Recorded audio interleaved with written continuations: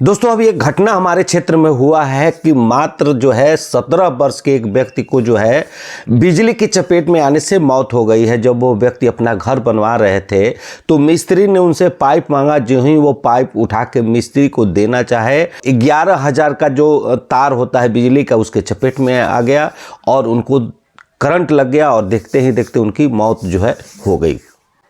अब सोचने वाली बात है कि आखिर ये घटना हो जाती है तो उस समय करना क्या चाहिए, क्योंकि मैं आपको बता देना चाहता हूं कि डेली एक व्यक्ति की मौत बिजली विभाग की लापरवाही की वजह से डेली एक व्यक्ति की मौत बिहार में अभी हो रही है। तो आज इस वीडियो में मैं आपको बताऊंगा कि यदि किसी व्यक्ति के साथ इस तरह का घटना हो जाता है तो आपको उस समय क्या सतर्कता रखनी चाहिए।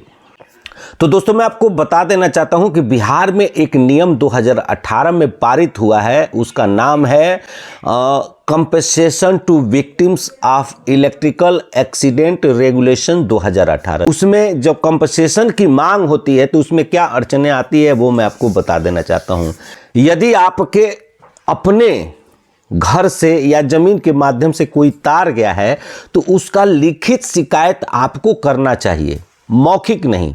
लिखित शिकायत करने के बाद आपको लिखित शिकायत का रिसीविंग रखना जरूरी होता है। इसका सीधा सा बढ़िया विकल्प है कि आप जो भी आवेदन दें उसको रजिस्ट्री के माध्यम से भेजें और यदि आप विभाग में जाकर आप जमा करते हैं तो आप उसकी प्रमाणित प्रतिलिपि हस्ताक्षर करा के जरूर लें।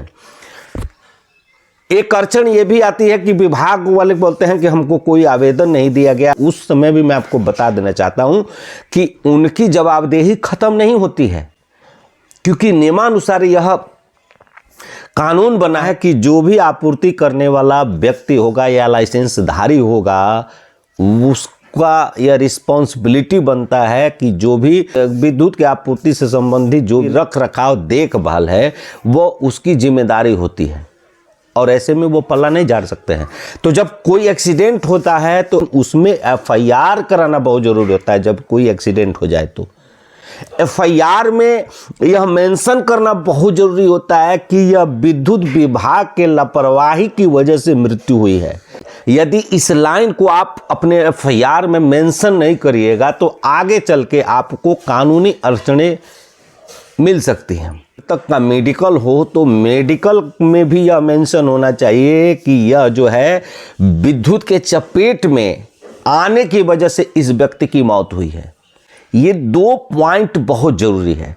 पहला, एफआईआर होना चाहिए। एफआईआर में यह मेंशन होना चाहिए कि यह विद्युत विभाग के लापरवाही की वजह से यह दुर्घटना हुई है। और दूसरी बात, जो मेडिकल टेस्ट होता है उसमें भी यह बात आनी चाहिए कि यह व्यक्ति की मौत विद्युत के चपेट में आने की वजह से हुआ है। यही 2 जगह खेल बिगाड़ा जाता है दोस्तों। मैंने कई केस देखा है, सामने लापरवाही से लोग मरे हैं लेकिन उनको बाद में कुछ भी हाथ नहीं लगा है और वो लोग हाथ थक के बैठ जाते हैं। क्योंकि गलती क्या होता है, लोग आवेश में बहुत कुछ करते हैं, धरना प्रदर्शन या बहुत सारा मांग करते हैं। उस समय प्रशासन के लोग बात मान लेते हैं क्योंकि भीड़ को नियंत्रित करना पड़ता है। लेकिन बाद में जब वो मामला ज्यों ही आगे मुआवजे की तरफ बढ़ता है तो ये मैटर उसमें आता है। एफआईआर में क्या लिखा हुआ है, आपका मेडिकल रिपोर्ट क्या कहता है और आपने इससे पहले कोई आवेदन दिया है तो उसका कोई साक्ष्य दीजिए। आपका केस ही आगे चल के आपको न्याय दिला सकता है। पोस्टमार्टम रिपोर्ट के अलावा आपको पुलिस का पंचनामा भी चाहिए, जिम्मेदार विभाग का दुर्घटना रिपोर्ट चाहिए और आश्रितों के पहचान पत्र भी होने चाहिए। ये तमाम चीजें।